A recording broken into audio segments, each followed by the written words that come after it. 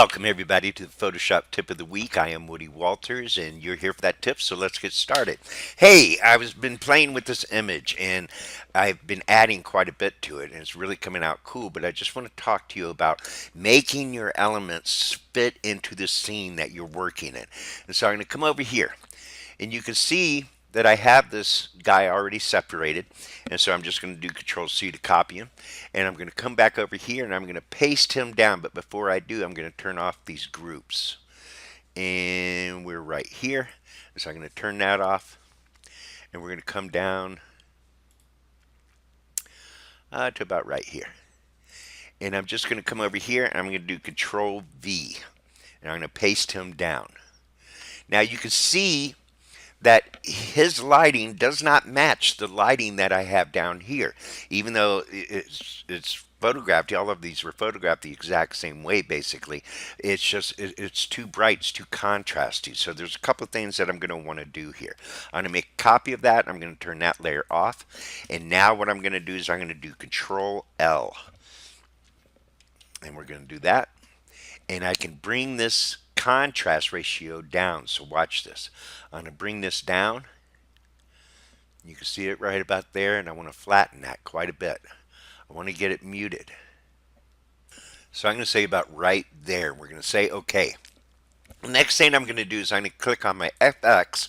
I'm going to go to my color overlay. And right now I got a green selected, and that's not what I want. What I want is a gold. So I'm going to come down here, and I'm going to pick a gold. Now, when picking your gold with your color overlay, you got to realize that where you click from is really going to add or darken what you're going to do. So you got to find where you want it to go at. So you can play with densities as well with this too, and that alone is worth the admission price. So I'm going to click OK there, and I'm going to click OK there. I'm going to look at that. Oh my gosh. And now we're going to grab both those layers because I want to size them both. I'm going to do Control T, and we're going to size that. We're going to bring him down quite a bit. Quite a bit because he's got to fit the scene. And he's going to get pretty small. I'm going to say about right in there. Maybe a little bit smaller. Let's put him where we're going to have him. Oh, that's true too. Forgot to do that. So we're going to bring him down to about right. I still think that's too big.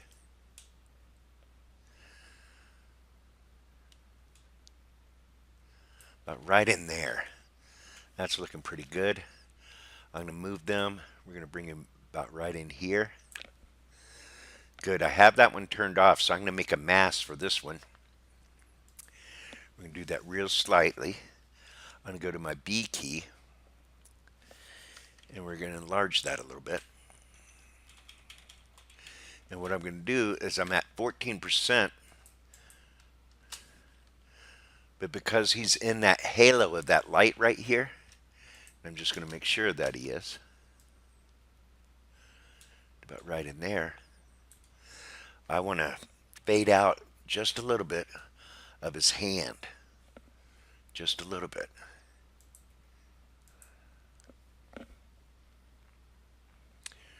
Right at 14. Because that would fade from the glow of this lamp here. Good. So now I'm going to look at that. That's looking really good. And right now I'm going to reduce its opacity to about right in there, about 80%, 79. And right now I'm going to create a new layer, and I'm going to hit that layer. I'm going to hold the control key down. I'm going to click on the thumbnail of the picture area here, even though I'm in this layer, and that will give me my marching ants over here. And so now I'm going to fill that with a gray. I'm going to go with a darker gray. I'm going to say OK, and we're going to fill that.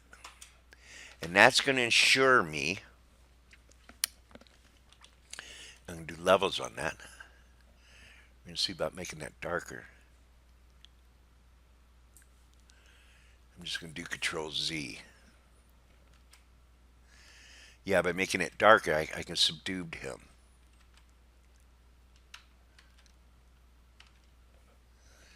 There it is with nothing. And there it is with the gray background. And that's just making sure that he's blending into this, but you can't see because I lowered the opacity of this one from 79%. You can't see any of the background coming in here. And that's way nice. That's way nice. Now we're going to make another copy of this. So I'm going to do Control J again. And this time I'm going to hit that layer with multiply. Just going to bring that down. We're going to reduce the opacity of that to about right. I'm looking at his feet. In there. And now we'll make a mask for him. We've already got it. And now we're going to switch this to about 30, 33%. Let's go 34. We're going to reduce him down.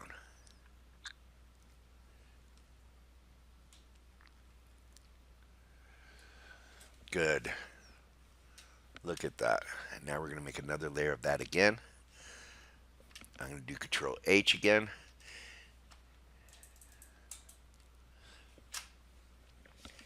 And now we're going to hide it. Control H.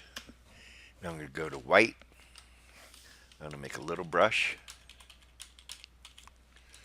We're going to bring our flow rate down to about 20%. Let's go 19. And I'm just going to hit the tip of this. And I hit the tip. Now I'm going to hold the Shift key down.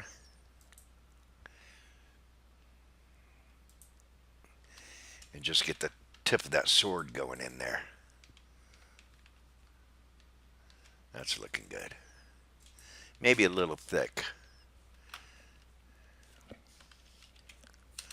Reduce our brush one more time. We're going to hit that. And just bring that down so it looks like it's catching just the edge of that light. Good. So now we're going to come to this layer again. I'm going to hold the Control key down. And now we're going to switch this to a green. I want kind of a muted green. That's pretty good. And we're going to switch this from 19 to about 30 again. Make our brush a little bit bigger. Now I'm going to hit with that underarm first. I want to get that green cast coming into him.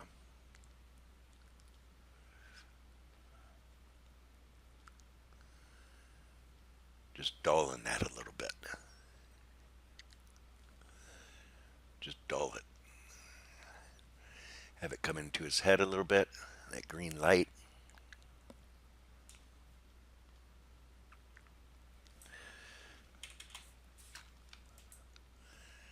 I'm just going to keep bringing this back and forth. We're going to hide the selection. Look at that, people. Let's do another copy of this. Control J.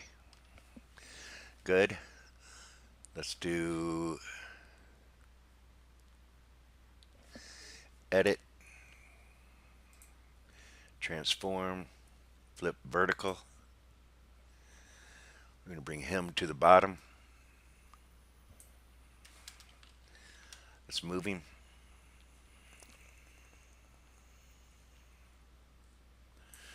Bring that to about there. We're going to zoom out of this. Now we're going to do edit, transform. We're going to do distort. I just want to bring him over. I'm going to bring that part out.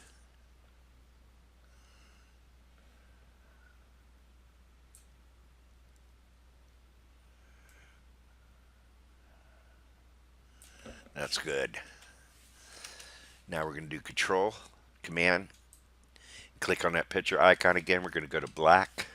We're going to fill that 100% black. We're going to do Control D. And now we're going to do filter. We're going to do blur. We're going to do Gaussian blur. And we're going to blur that about 15. That's looking pretty good. We're going to move that just slightly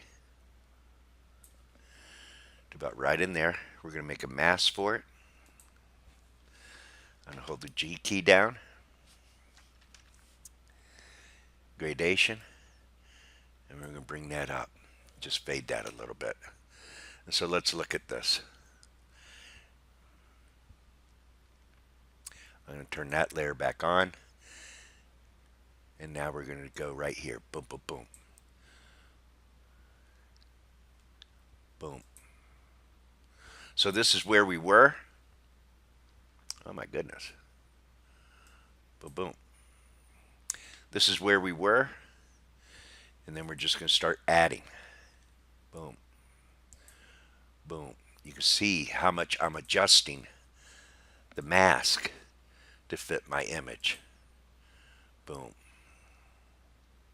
Look at that. Look at that. And so now if I turn all these off, and now we're going to go back up to my yellow group.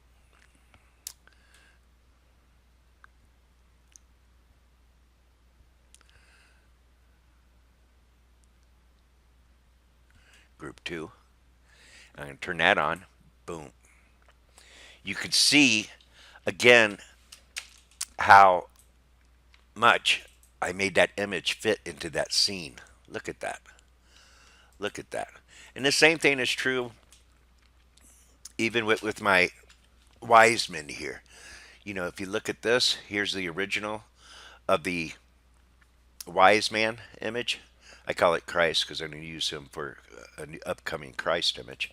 And then I brought him here. Look how much difference. The reduced contrast, how I changed his robe to green. The next one is the same image over here. Is this one here. And again, that's this image here. Right here. And so the image is really coming together. It's not done yet. It's no way means done yet.